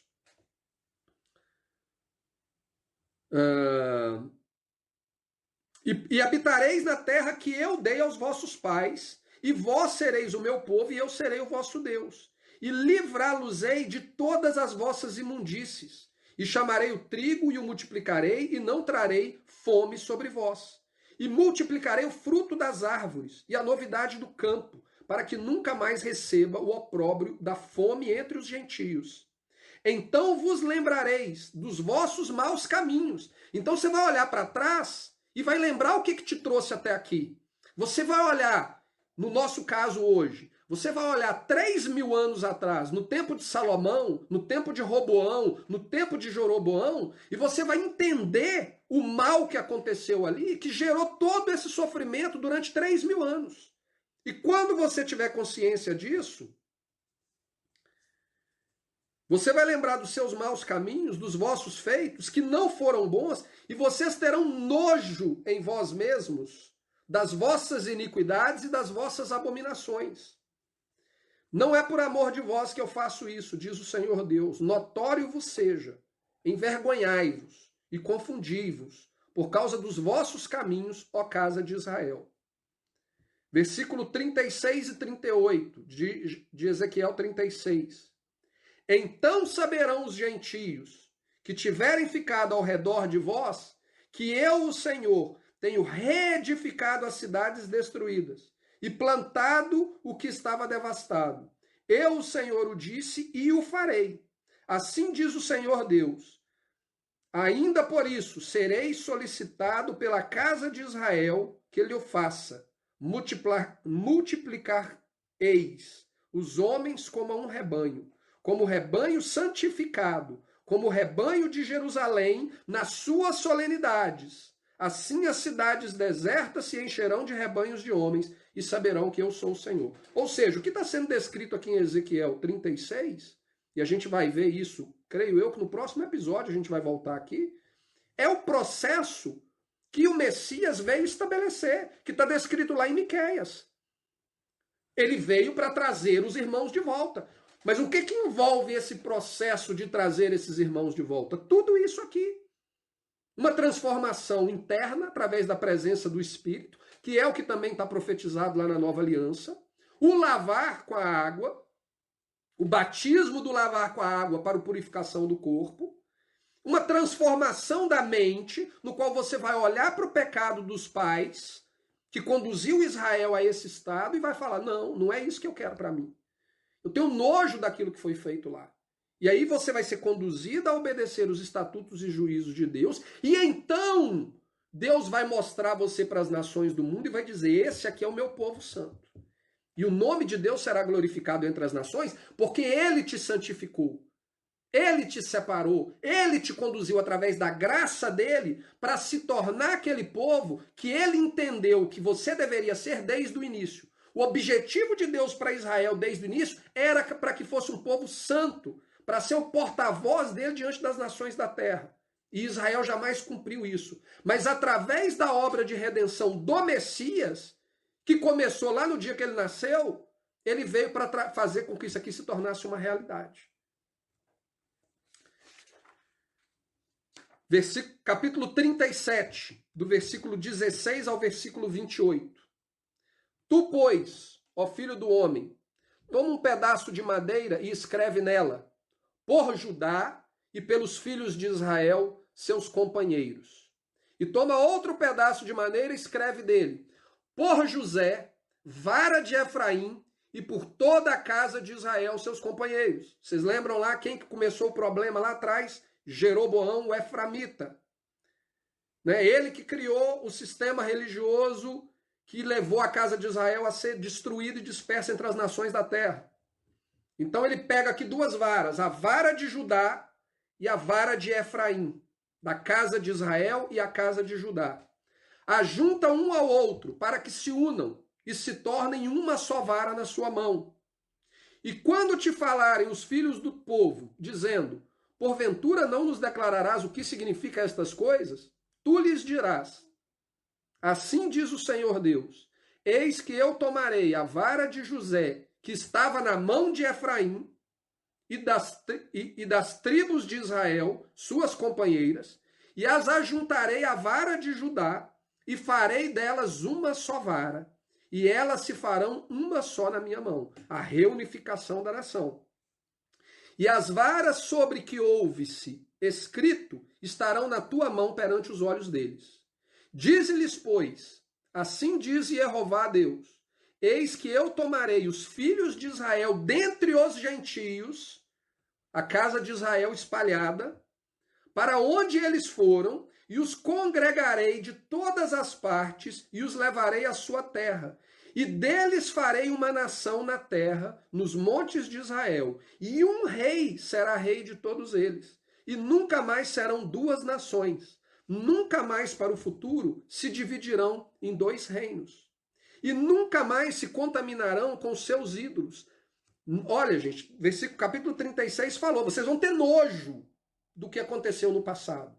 E aqui no versículo 37, quando ele fala que finalmente a casa de Judá e a casa de Israel será unificada, que é a promessa da nova aliança em Jeremias 31, 31, e eis que farei uma nova aliança com a casa de Israel, com a casa de Judá, diferente da aliança que eu fiz com seus pais no deserto, quando eu me casei com eles e eles quebraram a minha aliança, eu vou escrever a minha lei no coração deles. Aqui em Ezequiel ele fala,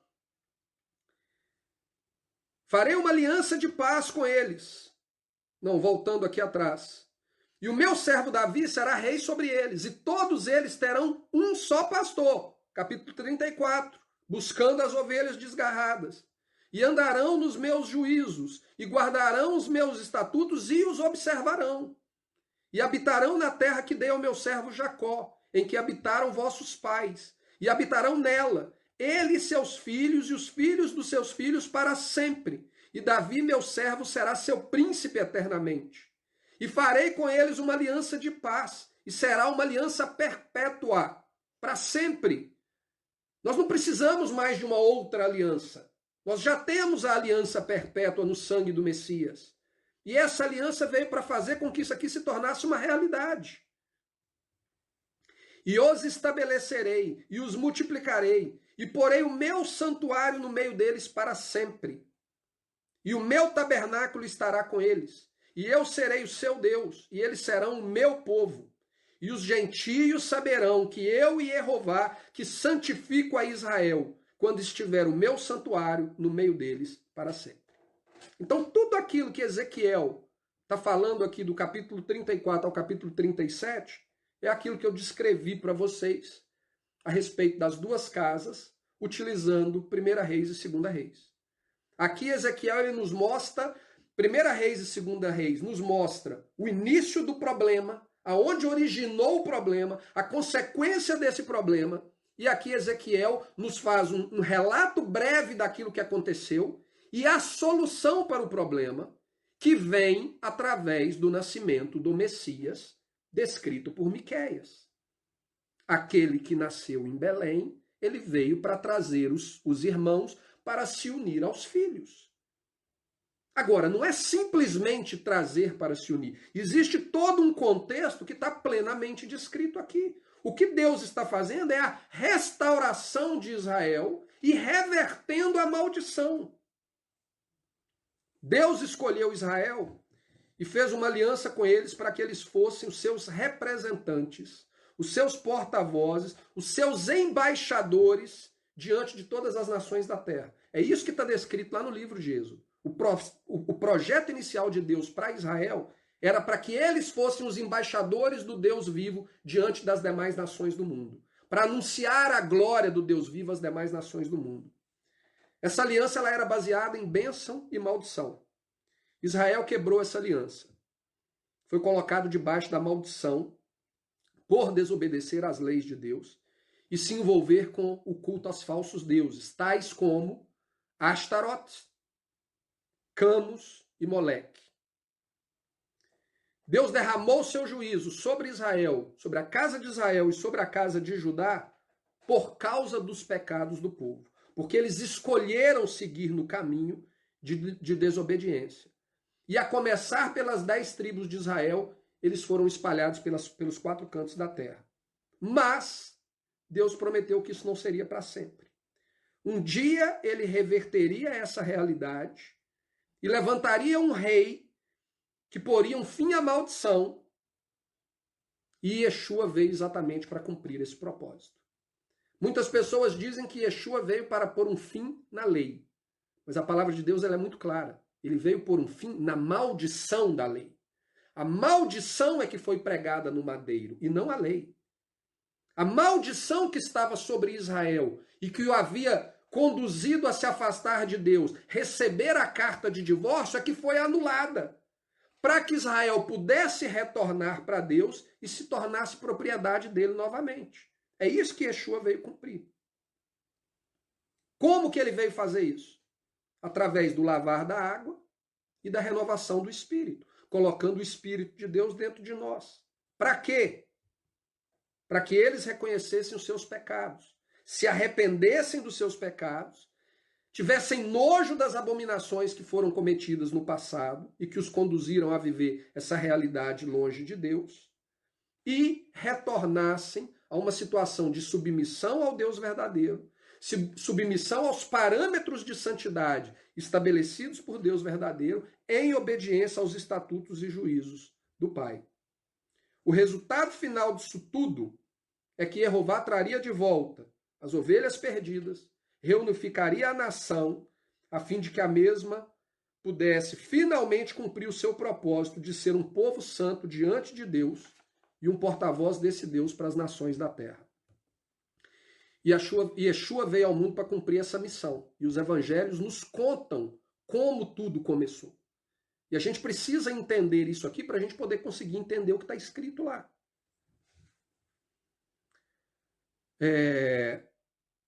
Nós só conseguiremos entender verdadeiramente quem é o Messias e qual a mensagem que ele veio nos ensinar se nós compreendermos de forma correta o propósito da sua vinda.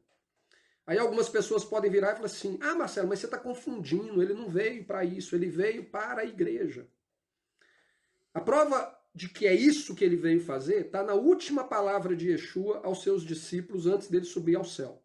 Isso está em Atos, capítulo 1, versículos 6 e 8, que diz assim, Atos 1, versículos 6 a 8.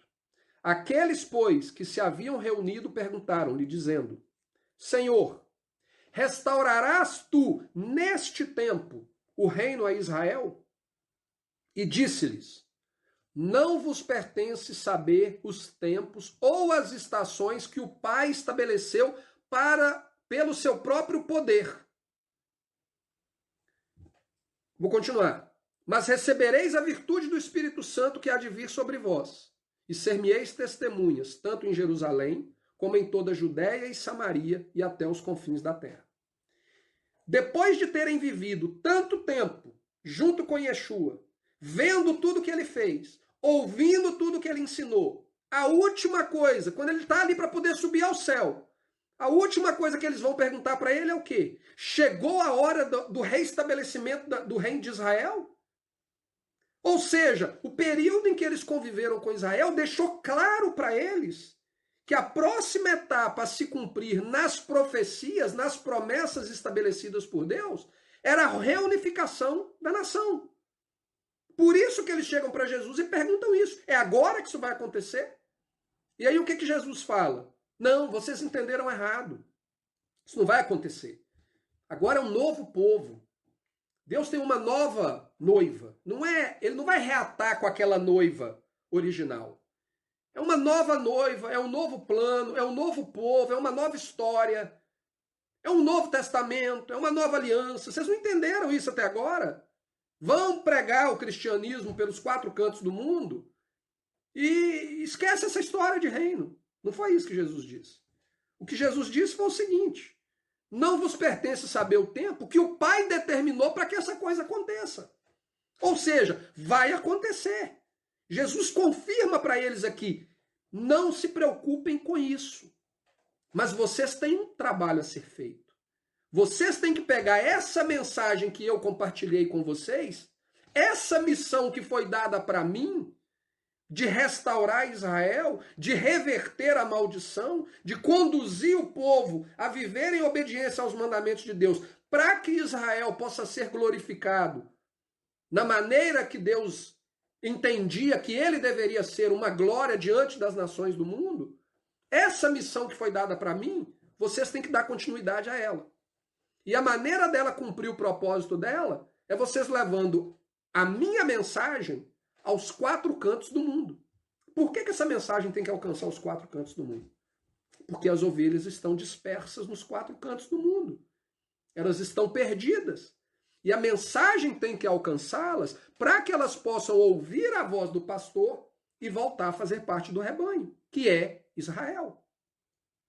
Então o que Jesus deixa claro para eles aqui é o seguinte: vão fazer o trabalho de vocês até o tempo do fim, e quando chegar o momento que vocês tiverem levado essa mensagem a todas as nações da terra, então eu virei para terminar aquilo que eu comecei, que é a reunificação do povo, estabelecendo o reino em Israel.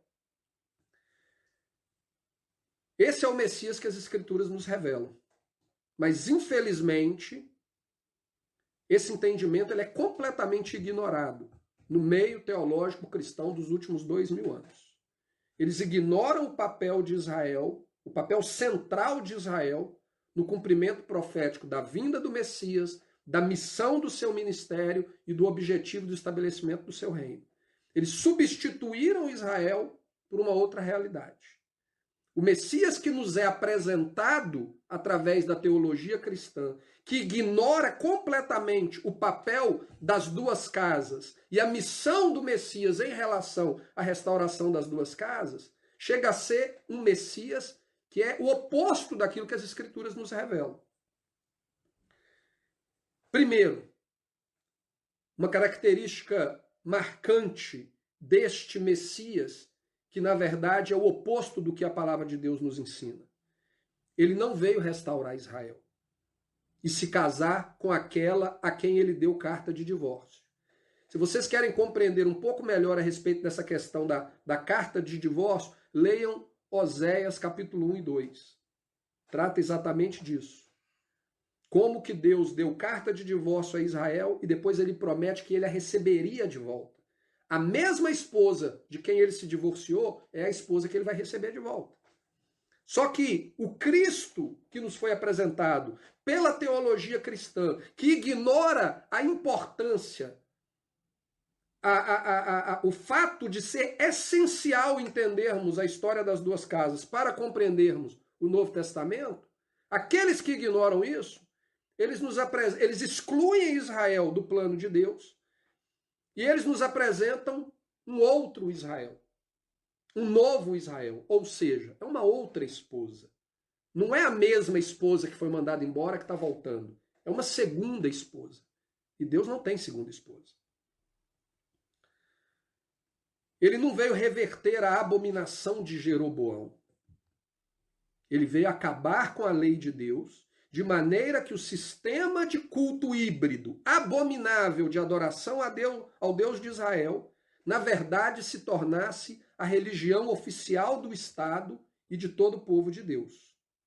Agora, segundo o sistema daqueles que anunciam esse Cristo, esse Messias, que veio pôr um fim na lei, que veio estabelecer um outro Israel, que veio apresentar a Deus uma outra noiva. Na visão deles, eles não vieram reverter aquilo que Jeroboão fez, eles vieram oficializar aquilo que Jeroboão fez.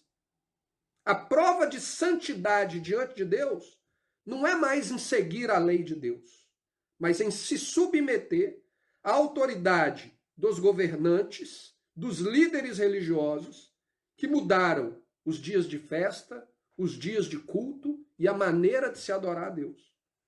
Por exemplo, no ano 321 depois de Cristo, Constantino, imperador romano, que oficializou o cristianismo como religião do Estado, ele declara oficialmente o domingo como sendo o dia de descanso.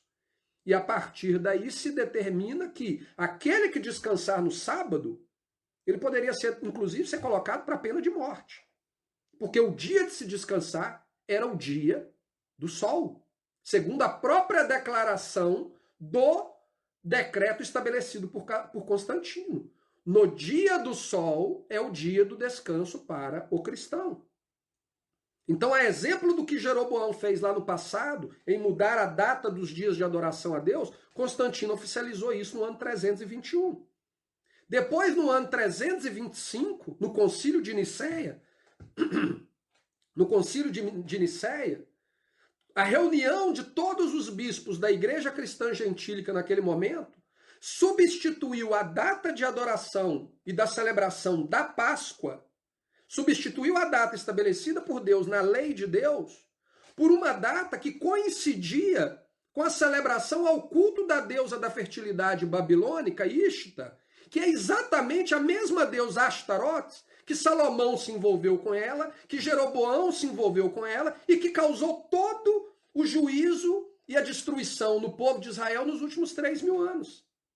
Ou seja, ao invés de vir para reverter o pecado que conduziu Israel a essa punição, essa versão do Messias que é apresentado, ele veio estabelecer como oficial o sistema religioso híbrido, abominável a Deus, como sendo a maneira correta de se agradar a Deus.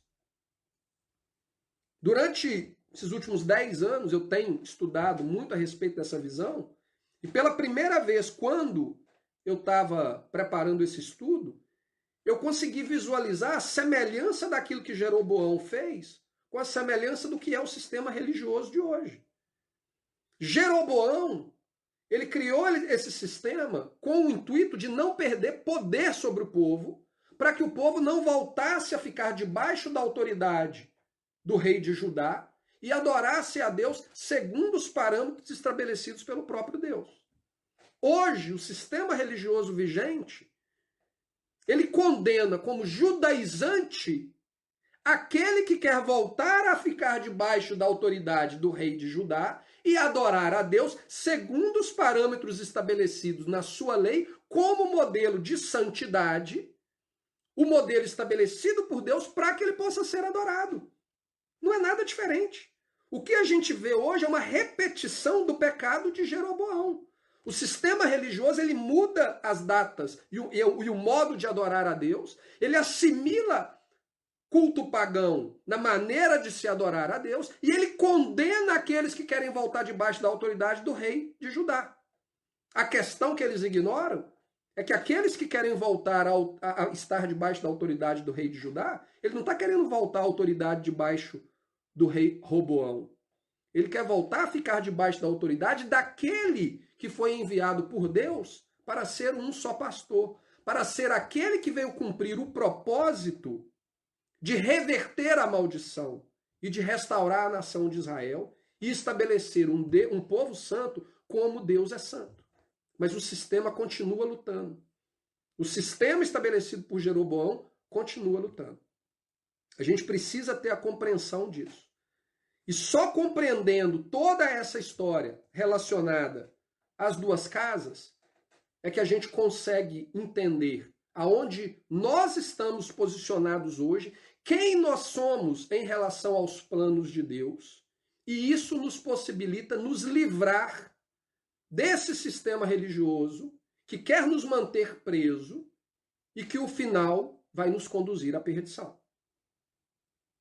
Então, eu espero que esse estudo possa ter ajudado vocês a compreenderem tudo isso, a compreenderem essa missão que aquele bebê nascido em Belém veio cumprir. Nós, hoje, somos o cumprimento desse processo. Esse processo que se iniciou há 2000 anos atrás e que vai chegar ao fim quando o Messias vier para estabelecer o seu reino. Ele está estabelecendo para si o Israel lá do passado. Ele está levando esse Israel a reconhecer o seu pecado,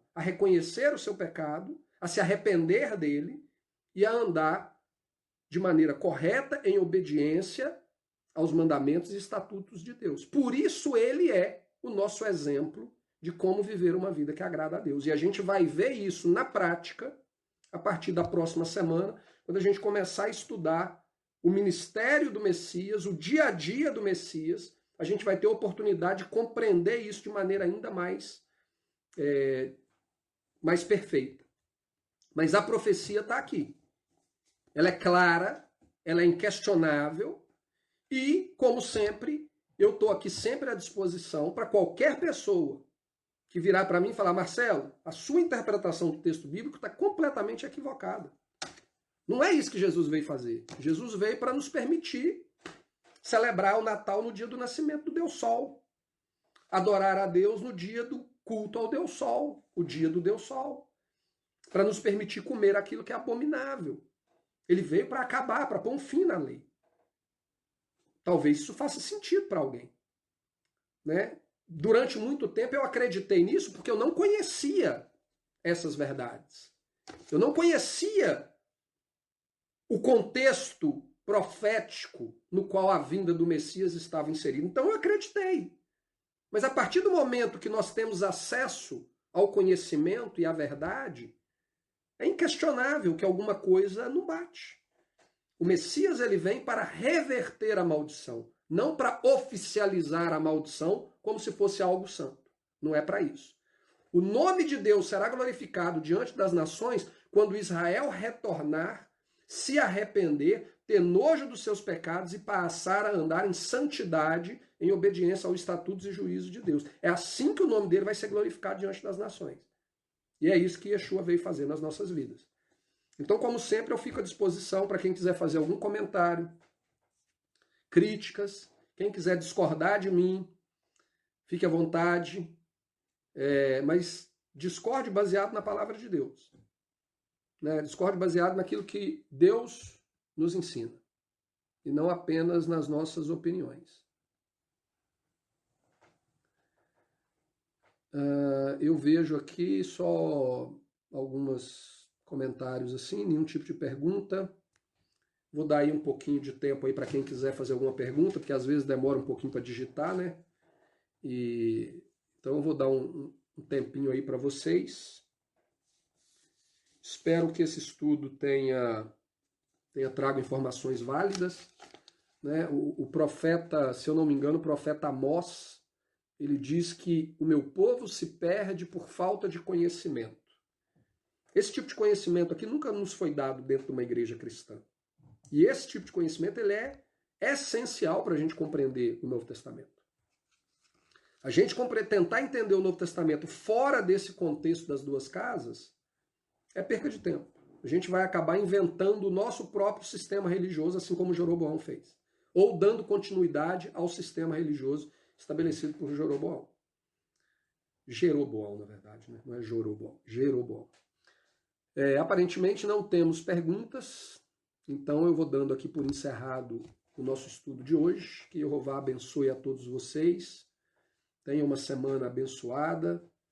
E se o Senhor nos permitir, nós estaremos aqui de volta no próximo sábado, estudando aí o ministério do Messias de uma maneira bem mais específica. Fiquem na paz.